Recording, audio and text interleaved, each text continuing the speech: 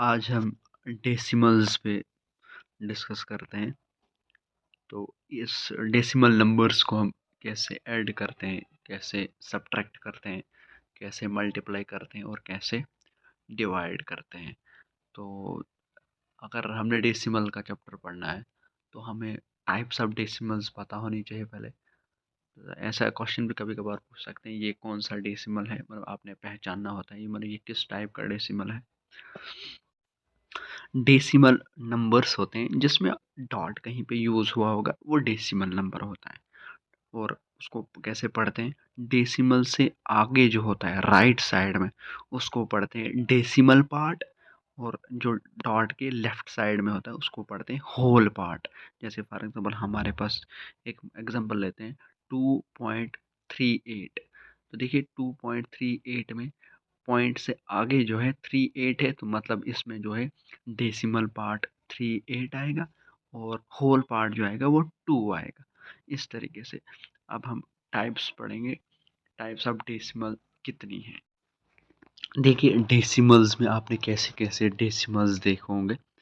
देखिए जैसे for example 2.387, 2.2418, कुछ भी, लेकिन जो कुछ टाइम के बाद रुक जाता है, मतलब कि जिस डेसिमल में, डेसिमल पार्ट में कोई बार नहीं यूज़ हुआ होगा। बार मतलब कि नंबर्स के ऊपर एक लाइन जैसी, वो वाली नहीं, मतलब कुछ टाइम के बाद सीधे रुक जाते हैं वो, उनको बोलते हैं टर्मिनेटिंग डेसिमल।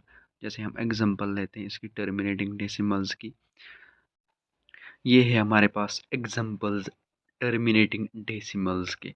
जैसे 3.1, 3.8, 4.27, 5.3128।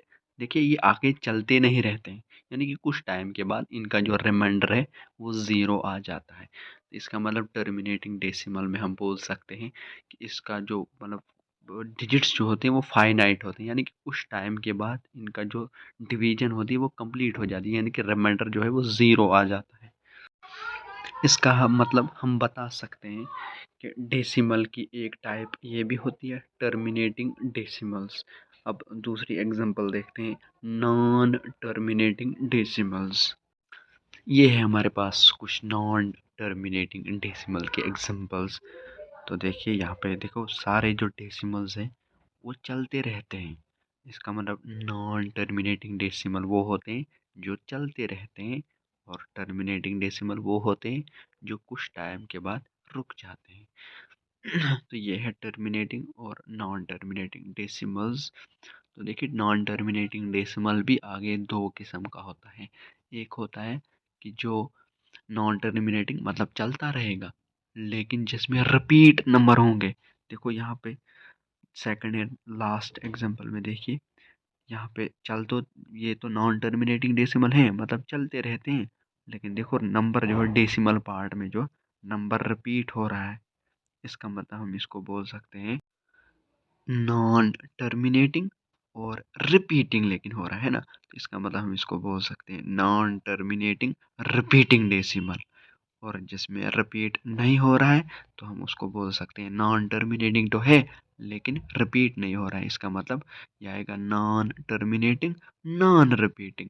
इसका मतलब हमारे पास नॉन टर्मिनेटिंग डेसिमल दो किस्म के होते हैं। एक होता है नॉन टर्मिनेटिंग रिपीटिंग, और एक होता है नॉन टर्मिनेटिंग नॉन रिपीटिंग। ये है दो किस्म के आगे और नॉन टर्मिनेटिंग डेसिमल्स।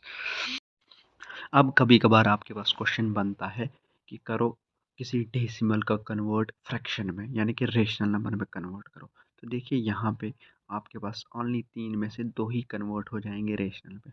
कौन कौन सा, एक होता है टर्मिनेटिंग डेसिमल भी फ्रैक्शन में कन्वर्ट होता है, और नॉन टर्मिनेटिंग रिपीटिंग वाला भी फ्रैक्शन में कन्वर्ट होता है, और एक जो है वो कन्वर्ट नहीं होता है, वो है नॉन टर्मिनेटिंग नॉन रिपीटिंग वाला। आज हमने फिर यही सीखना है कि एक डेसिमल को कैसे फ्रैक्शन में कन्वर्ट करते हैं। तो पहले हम सीखेंगे टर्मिनेटिंग डेसिमल को कैसे फ्रैक्शन में कन्वर्ट करते हैं, यानी कि रेशनल नंबर में कैसे कन्वर्ट करते हैं। रेशनल नंबर की डेफिनेशन ये होती है, पी बाई क्यू की फॉर्म में जिस नंबर को हम लिख पाएंगे वो होता है रेशनल नंबर, यानी कि इनको हमने पी बाई क्यू की फॉर्म में लिखना है, यानी कि फ्रैक्शन में लिखना है। ये है हमारे पास एग्जांपल 3.87। ये एक टर्मिनेटिंग डेसिमल है, तो इसको हम कन्वर्ट करेंगे फ्रैक्शन में। तो देखिए आपने क्या फोकस करना है, जो डेसिमल नंबर होगा उसको आपने पहले क्या ऐसी स्टेप से करना है कि पहले उस सारे नंबर को यानी कि डॉट को हटा के लेंगे, यानी कि डेसिमल को हटा के आपने न्यूमिनेटर में लिख देना है, यानी कि फ्रैक्शन के ऊपर वाले पार्ट में, उसको न्यूमिनेटर बोलते हैं। ऊपर वाले पार्ट में आपके पास सीधे आएगा 387। ठीक, अब नीचे से क्या आएगा, और देखिए आपने प्रीवियस में पढ़ा होगा कि हर एक नंबर के डिनोमिनेटर में वन ऑलरेडी होता है। चलो हम वो वन भी लिख देते हैं पहले, तो हमारे पास बनेगा 387 और डिनोमिनेटर में बनेगा वन। फिर आप क्वेश्चन में देखोगे कि डेसिमल से आगे आपके पास कितने डिजिट्स हैं। तो देखिए हमारे पास अभी क्वेश्चन में डेसिमल से आगे 2 डिजिट है, तो उस डिनोमिनेटर में 1 के साथ आप 2 ज़ीरोज़ लगाओगे, तो ये देखिए आपके पास हो गया कन्वर्ट डेसिमल नंबर किसमें, फ्रैक्शन में। अब आपने कौन-कौन से स्टेप्स फॉलो किए?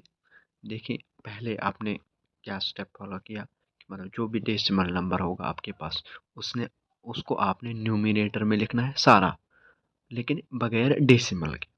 उसके बाद उसके नीचे 1 लगाना है, हर एक नंबर के नीचे आप 1 लगाओगे, ठीक। उसके बाद देखोगे कि डेसिमल से आगे क्वेश्चन में कितने डिजिट्स हैं, उतने ही आप नीचे से 0 लगाओगे, तो ये हो जाएगा आपके पास कन्वर्ट फ्रैक्शन में।